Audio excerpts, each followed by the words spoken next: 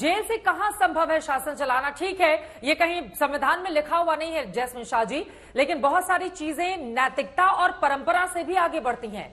आज तक इतिहास में कभी ऐसा नहीं देखने को मिला है। और सत्येंद्र जैन, मनीष सिसोदिया से अगर आप इस्तीफा ले लेते हैं तो मुख्यमंत्री अगर इस्तीफा नहीं देंगे तो पलटकर सवाल पूछा जाएगा। मजबूरी है या जिद हो गई है आम आदमी पार्टी की? चित्रा जी, दिल्ली के लोगों ने अरविंद केजरीवाल जी को जिताया है, तो उनका ही केवल हक बनता है अरविंद केजरीवाल जी को बताना कि जब आप कुर्सी वेकेट कीजिए या नहीं कीजिए। हमने दिल्ली के लोगों से पूछा, 99% लोग कहते हैं कि भाजपा के षड्यंत्र में मत फंसिए, ये लोग आपको चुनाव में नहीं हरा सकते हैं। इसलिए एक फर्जी मुकदमा करके एक सिटिंग चीफ मिनिस्टर को आपने जेल में डाल दिया और अब कहते हैं कि नहीं, अब हम राज चलाएंगे, प्रेसिडेंट रूल लेके आएंगे। अगर आप में ताकत है तो दिल्ली की जनता को कन्विंस कीजिए, पहले वोट में जीतिए। दूसरी चीज, ये जो कहते घूम रहे हैं कि देखिए मुझे अब हंसी आ रही है, आज कह रहे हैं कि अरे आपने कभी शराब नीति के बारे में कुछ पहले क्यों नहीं बोला। नलिन कौली जी, अगर आप 2 साल से सो रहे हैं, अगर आप देख लेंगे कि जब आबकारी मंत्री मनीष सिसोदिया जी तमाम ये सारे सवाल 2 साल से कहे जा चुके हैं, आज आपकी नौबत ये हो गई है कि 2 साल में कुछ नहीं मिला। आप कह रहे हैं ना कि ऐसे कैसे कि मुख्यमंत्री अंदर से चला सकते हैं। आप मुझे बताइए कि दुनिया में किसी भी प्रधानमंत्री ने एक सिटिंग चीफ मिनिस्टर को मुकदमा चलाए बिना क्या कभी जेल में बंद किया है? अब तो ट्रायल ही नहीं शुरू हुई है, इन्वेस्टिगेशन चल रही है। 25,000 पन्ने ईडी के हैं, 31,000 सीबीआई के हैं। और उसमें कहीं केजरीवाल जी का नाम नहीं है, केवल एक 4 सरकारी तोते, जिसको आप कहते हैं अप्रूवर, तो सरकारी गवाह के बयानों के आधार पर आप सिटिंग मुख्यमंत्री को डाल देते हैं। की बात किसने कही है? जैस्मिन शाह जी, आपने अपनी बातों में जिक्र किया, कौन बोल रहा है? प्रेसिडेंट थोड़ा इनसे लालू प्रसाद यादव जी और हेमंत सोरेन जी का याद दिला दीजिए कि एलजी साहब ने शायद ऐसा बयान मीडिया में चल रहा है कि मैं सोच सकता हूं कि अगर जेल से नहीं चलनी चाहिए कि चलनी चाहिए। देखिए, पॉइंट चल सकती है सरकार, उन्होंने ये कहा है। नहीं तो ये उनकी कहना होगा। कॉन्स्टिट्यूशनल एक्सपर्ट्स और हमारा जो लीगल अंडरस्टैंडिंग है, कॉन्स्टिट्यूशन में ऐसा कोई बात नहीं है और हम सरकार चला के दिखाएंगे और अच्छे से लोगों की सेवा हम करके दिखाएंगे। ठीक है, लोगों के ऊपर विश्वास होना चाहिए। उन्होंने अगर अधिकार दिया है मुख्यमंत्री को तो वो ही अधिकार ले सकते हैं, भाजपा के नवीन कोहली नहीं ले सकते हैं। एक लाइन में नलिन जी। अरे कोई का संविधान में अगर एक लाइन, संविधान में कहां लिखा हुआ है कि मर्डर करना गलत है? संविधान में ये शब्द कहीं लिखे हुए क्या? तो इसका मतलब है कि मर्डर किया जा सकता है। संविधान में कहां से होगा कि मुख्यमंत्री अरेस्ट नहीं होगा? संविधान में यह है कि कानून जो तोड़ेगा उसका अरेस्ट होगा। तो हेमंत सोरेन जी क्या, उनका विषय देख लीजिए, लालू प्रसाद जी का देख लीजिए, दोनों ने इस्तीफा रखा क्योंकि उन्होंने भी तय किया नैतिकता ज्यादा जरूरी है, सत्ता का लोभ नहीं। केजरीवाल जी तो मैंने पहले ही कहा ना, सत्ता का लोभ है। लेकिन ये बात भी सच है ना, दूसरी तरफ से बार बार संगीत रागी जी ये याद दिलाया जा रहा है कि संविधान में नहीं लिखा हुआ है। हालांकि नलिन जी ने अपनी बात कह दी है, लेकिन संविधान में जो चीजें नहीं लिखी हुई है, आज जब कोर्ट का भी दरवाजा इस बाबत खटखटाया गया तो उन्होंने कहा भैया ये कार्यपालिका का मामला है, इसमें हमको हस्तक्षेप करने का कोई अधिकार नहीं है। आप लोग क्यों इसको इतना बड़ा मुद्दा बना रहे हैं? देखिए चित्रा दी, एक कुछ कॉन्स्टिट्यूशनल मॉरलिटी होती है और कुछ पॉलिटिकल मॉरलिटी भी होती है। मदन लाल खुराना जी का सिर्फ नाम आया था, डायरी के पन्ने में था, उन्होंने इस्तीफा दिया था। लाल कृष्ण आडवाणी जी का नाम आया था, हवाला के मामले में डायरी में नाम आया था, उन्होंने इस्तीफा दिया था। उमा भारती थी। अरे ये तो लालू प्रसाद यादव जी से भी इन्होंने अपना अस्तर ज्यादा गिरा दिया। वो भी लालू प्रसाद यादव भी कह करके आ सकते थे कि भाई हम तो चुने हैं, यहाँ के हमको चुन करके जनता भेजती है, हम नहीं इस्तीफा देते हैं, हम जेल से ही सत्ता चलाएंगे। अरे भाई, हमें तो दया आती है कि आप जिस नैतिकता के बड़े मापदंड पर आप खड़े थे, आप चिट्टा दिखा करके और पुर्जा दिखा करके कागज में ऐसे बंद करके आते थे अरविंद केजरीवाल और कहते थे इतना बड़ा घोटाला किया है, कॉमनवेल्थ का इतना बड़ा घोटाला है और जो है वो मुख्यमंत्री को इस्तीफा दे देना चाहिए। आज आपकी नैतिकता कहां मर गई है? और हैरानी की बात है, कायदे से तो मुझे लगता था कि कम से कम आप अरविंद केजरीवाल का इतना राजनीतिक पतन हो गया है, लेकिन राजनीतिक शुचिता के नाम पर उनके साथ जो खड़े थे उनका कितना राजनीतिक पतन हो गया है कि आज वो अरविंद केजरीवाल के इस थेथराई को भी वो जस्टिफाई करें कि वो जेल से चलाएंगे। अरविंद केजरीवाल के बारे में कहा गया कि भाई वो कल जाकर के कोई बहुत बड़ा धमाका करने वाले हैं। ये कुछ ऐसा ही हुआ जैसे राहुल गांधी के लिए कहा गया था कि संसद में बोले आएंगे तो भूकंप आ जाएगा, ये फिर टाटा फिस हो गया। कल से ही हम लोग यही सुन रहे थे कि वो शरद चंद्र रेड्डी के बारे में बात करेंगे। अरविंद केजरीवाल ने और उनके वकील ने थोड़ा बहुत, मैं लॉ नहीं जानता हूं, लेकिन जो कुछ भी कोर्ट के अंदर कहा है वो सिर्फ और सिर्फ राजनीतिक बयानबाजी है। आप अभिषेक मनु सिंघवी को देखिए, उन्होंने क्या तर्क दिया कि देखिए चुनाव के समय, चुनाव की घोषणा होने के बाद एक सिटिंग सीएम को गिरफ्तार कर दिया गया है। तो चुनाव का समय तो है ना, कोई बात नहीं है। चुनाव के समय क्या कोई अपराधी होगा तो उसको ईडी गिरफ्तार नहीं करेगी। और किसने कहा था कि आप चुनाव के समय आपको समन पिछले 3 महीने से दिया जा रहा था, आप 3 महीने पहले आप जवाब नहीं दे रहे थे। दूसरी बात, एक कहा जाता है चोर की दाढ़ी में तिनका। अरविंद केजरीवाल जैसे ही एक के बाद एक बहाना बनाए, आपको चुनाव प्रचार करने के लिए आपको समय मिलता है, आपको पंजाब में जाकर के शादी अटेंड करने के लिए समय मिलता है, आपको गोवा जाने के लिए आपके पास समय मिल जाता है, लेकिन आप जब ईडी का समन जाता है तो कभी कहते हैं विपश्यना है, कभी कहते हैं फेस्टिवल है, कभी कहते हैं चुनाव है। इसका मतलब है कि आपको पता है कि आप उस आपराधिक कृत्य में कहीं ना कहीं आपका नाम है, आपकी गिरफ्तारी हो सकती है। इसीलिए अरविंद केजरीवाल बच रहे थे। हाँ, आशुतोष जी की जल्दी से एक टिप्पणी ले लेती हूँ। आशुतोष जी, जेल से केजरीवाल जी का सरकार चलाना क्या ठीक है या उनको तत्काल इस्तीफा दे देना चाहिए? आम आदमी पार्टी से कोई और बने मुख्यमंत्री। नमस्कार चित्रा जी।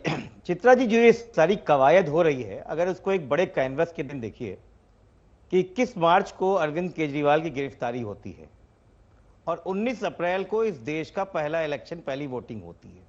मतलब ठीक 1 महीने पहले विपक्ष के एक बड़े नेता को आप गिरफ्तार कर लेते हैं। आप गिरफ्तार पहले भी कर सकते थे लेकिन नहीं किया, आप भी इंतजार कर रहे थे।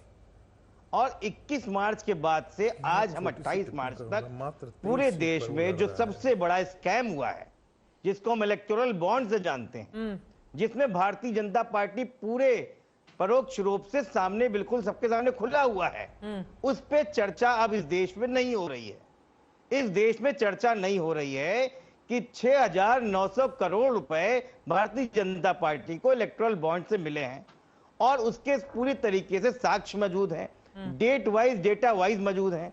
लेकिन चर्चा हो रही है अरविंद केजरीवाल पे।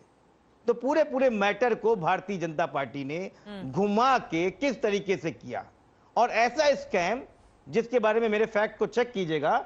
श्री पराकला प्रभाकर एक बड़े अर्थशास्त्री हैं और शायद, मुझे जहां तक मेरी नॉलेज है, कि देश के वित्त मंत्री के पति भी हैं और अर्थशास्त्री भी हैं। उन्होंने कहा कि इस देश का ही नहीं, विश्व का सबसे बड़ा स्कैम साबित होगा इलेक्टोरल बॉन्ड्स। तो भारतीय जनता पार्टी के रणनीतिकार यही चाहते थे कि हेडलाइंस को चेंज करो, इलेक्टोरल बॉन्ड्स की चर्चा मत करो और अरविंद केजरीवाल को बीच में लेके आओ। लेकिन परेशानी यह है चित्रा जी, देश के कोने कोने में सोशल मीडिया के माध्यम से, आप लोगों के माध्यम से, पत्रकारों के माध्यम से कोने कोने में भारतीय जनता पार्टी का यह झूठ उजागर हो गया है, इनकी चाल पता चल गई है। और ये एक सिटिंग चीफ मिनिस्टर को परेशान करके, विपक्ष को परेशान करके ये दिखाना चाहते हैं कि कहीं इलेक्टोरल बॉन्ड जैसी कोई प्रॉब्लम नहीं है, हमारी तो लड़ाई दूसरी है। ये भेद खुल चुका है। कहानी कुछ और है, दिखाई कुछ और जा रही है। आपके पास वो कह रहे हैं कहानी कुछ और है, दिखाई कुछ और जा रही है। टाइमिंग को लेकर वो सवाल पूछ रहे हैं। इलेक्टोरल बॉन्ड का जब मुद्दा आता है तभी केजरीवाल की गिरफ्तारी होती है। नलिन, ये तो स्टैंडर्ड है। हाँ, अरे ये केस अपनी तरह जगह से चल रहा है। 8 बार समन जो है, इलेक्टोरल बॉन्ड से क्या लेना देना? 8 बार समन किसी को मिला है, हर बार समन के आप उनके बयान दिखा दीजिए। उनका बयान हर बार बहाने का ही था ना, भागने का था, बहाने का था। तो उस समय कौन सा इलेक्टोरल बॉन्ड की कहानी थी? तो समन से भागने वाला आदमी एक दिन समन, जो आखिरी समन आ जाता है, उस पर अरेस्ट हो जाते, तो फिर उसको जोड़ दे। मैंने टोका नहीं भाई साहब, देखिए मेरी सुनने की आदत है, आप शांति से मेरी बात सुन लीजिए, बाद में आपको जो कहना है चित्रा जी की अनुमति के साथ बोल दीजिएगा। दूसरा, मैं आपसे एक निवेदन करूंगा, जहां तक मेरी जानकारी है, वित्त मंत्री जी का नाम आपको नहीं जोड़ना चाहिए उस सज्जन के साथ। शायद वो उनका निजी मामला है अब, और उसको अलग रखना चाहिए। पुरानी बात पे आप जा रहे हैं, शायद आज वो, मेरी जानकारी गलत भी हो सकती है, लेकिन जहां तक मुझे जानकारी है शायद उनका नाम जोड़ना उचित नहीं होगा। इसीलिए मैं उसको कहूंगा कि उस विषय को अलग कर लीजिए। अब आ जाते हैं वापस केजरीवाल जी के मुद्दे पे। इलेक्ट्रोल बॉन्ड पे अलग से आ जाता हूं 1 सेकंड के लिए। इलेक्ट्रोल बॉन्ड पे ही पहले सीधा जवाब देता हूं। 3000 रेड हुए हैं ईडी के 2014 से लेकर 2024 तक। 3000 रेड। 3000 रेड में केवल 26 कंपनियां ऐसी हैं जिन्होंने इलेक्ट्रोल बॉन्ड दिए। केवल 26, 3000 में से। उन 26 कंपनी में 16 ऐसे हैं जिनका रेड के करीब पैसे दिए इलेक्ट्रोल बॉन्ड में। उन 16 कंपनियों ने जिन्होंने इलेक्ट्रोल बॉन्ड में पैसे दिए हैं रेड के आसपास या रेड के बाद, 27% बीजेपी को गया है, लगभग 70% 72% गया है विपक्ष की पार्टियों को। तो बीजेपी भी क्या आरोप लगा रहे हैं आप? और सारे अगर इलेक्ट्रोल बॉन्ड देखें तो 37% बीजेपी को गया हुआ है और बाकी गया विपक्ष की पार्टियों को। तो ये बड़ी अद्भुत बात है। अधिकांश विपक्ष के दलों को जाए लेकिन बीजेपी गाली खाए।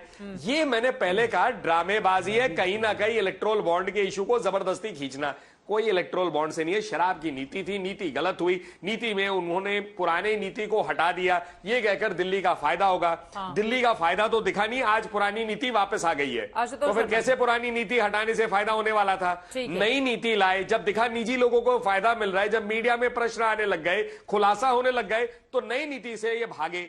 फिर उनका कोई कभी जवाब नहीं आया। 2 साल से कह रहे जैस्मिन जी की मैं सो रहा था। अरे मैंने पूछा केजरीवाल जी का एक प्रेस कॉन्फ्रेंस दिखाइए ना मुझे, इतने समन आए जो भाग रहे हैं, एक प्रेस कॉन्फ्रेंस दिखाइए मुझे जहां उन्होंने कहा ये प्रक्रिया थी और ये प्रक्रिया मैंने किया है। डंके की चोट पे कह रहा हूं ये प्रक्रिया पूरी वैसी ही है जो कल्पना की गई थी। डंके की चोट पे कह रहा हूं इस प्रक्रिया में कोई गलत निर्णय नहीं लिया। दिखाइए, वो तो दिखा नहीं रहे। शुगर की बात होगी, देश को भाषण की बात होगी, इलेक्ट्रोल बॉन्ड की बात होगी। मैंने पहले कहा ये वो व्यक्ति है जिनसे आप पूछेंगे दिल्ली से चंडीगढ़ कैसे जाना है, तमिलनाडु के खाने और स्वास्थ्य के ऊपर को भी दिखाइए स्क्रीन पर। आशुतोष जी पहले आप जवाब दीजिए, उसके बाद जैस्मिन शाह मैं आपके पास आ रही हूँ। संगीत जी आपके पास, वो हाथ उठा रहे हैं। देखिए मैं आशुतोष जी, मैं इस बात को बहुत साफ करना चाहता हूं कि भारतीय जनता पार्टी के प्रवक्ताओं को पता है कि कहां से बातों को घुमाना है। इलेक्टोरल बॉन्ड्स की जब बात खुलती है तो चंदे की बात नहीं खुलती है, हफ्ता वसूली की बात खुलती है। इस देश में उस स्कैम की बात खुलती है कि जिन लोगों के ऊपर ईडी और सीबीआई की रेड पड़ती है, उसके बाद सैकड़ों करोड़ के इलेक्टोरल बॉन्ड खरीदे जाते हैं और डेट मैच करती है कि वो भारतीय जनता पार्टी के पास जाती है और उनको वो रियायतें मिलती हैं।